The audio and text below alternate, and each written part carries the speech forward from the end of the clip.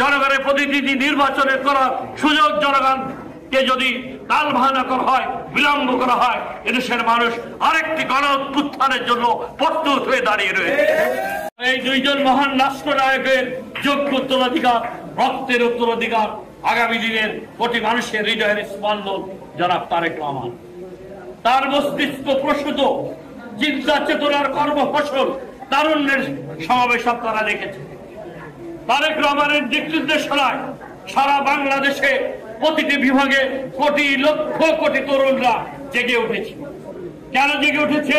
তাদের ভোটের অধিকার ফিরিয়ে পাওয়ার জন্য, তাদের নাগরিক অধিকার ফিরিয়ে যাওয়ার জন্য, তাদের কর্মসংস্থানের জন্য, তাদের অর্থনৈতিক রাজনৈতিক মুক্তির জন্য কোটি কোটি জনতা তরুণরা রাজপথে নেমে এসেছে। অবিলম্বে এই অন্তর্বর্তীকালীন সরকারের কাছে আমাদের দাবি, আমাদের জনগণের দাবি, জনগণের আশা আকাঙ্ক্ষা গণতান্ত্রিক শাসন ব্যবস্থায় ভোটের মাধ্যমে দ্রুততম সংস্কারের মাধ্যমে জনগণের ভোটের অধিকার ফিরে দিয়ে জনগণের ইচ্ছা মতো তাদের জনগণের প্রতিনিধি নির্বাচনের করার সুযোগ জনগণকে যদি তালবাহানা করা হয়, বিলম্ব করা হয়, এদেশের মানুষ আরেকটি গণ অভ্যুত্থানের জন্য প্রস্তুত হয়ে দাঁড়িয়ে রয়েছে।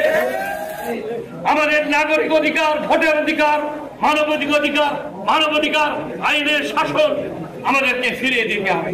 কোন ষড়যন্ত্র চক্রান্ত করে জাতীয়তাবাদী আদর্শের এই গৌরবোজ্জ্বল ইতিহাস, গৌরবোজ্জ্বল অর্জন, এই সমৃদ্ধ ইতিহাস, জনগণের সবচেয়ে জনপ্রিয় দল, এই দলকে হেয় প্রতিপন্ন করা যাবে না। গত 17 বছর খুনি হাসিনা রাষ্ট্র শক্তিকে ব্যবহার করে এমন কোন রাষ্ট্রযন্ত্র নাই এই দলকে নিশ্চিহ্ন করার জন্য, জিয়া পরিবারকে ধ্বংস করার জন্য, খালেদা জিয়াকে হত্যা করার জন্য, তারেক রহমানকে হত্যা করার জন্য এমন কোন চেষ্টা নাই, তারা করে নাই।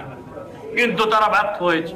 ঘাত প্রতিঘাত, রক্তদান, জীবনদান, পঙ্গুত্ব বরণ করে কারাগারে লক্ষ লক্ষ নেতা কর্মী আজকে নির্যাতিত, নিপীড়িত হয়ে হাজার হাজার নেতা কর্মীরা জীবন দিয়ে ফ্যাসিবাদের বিরুদ্ধে রুখে দাঁড়িয়ে গণতন্ত্রের পতাকাকে, বিজয়ের পতাকাকে তারা ছিড়িয়ে এনেছে।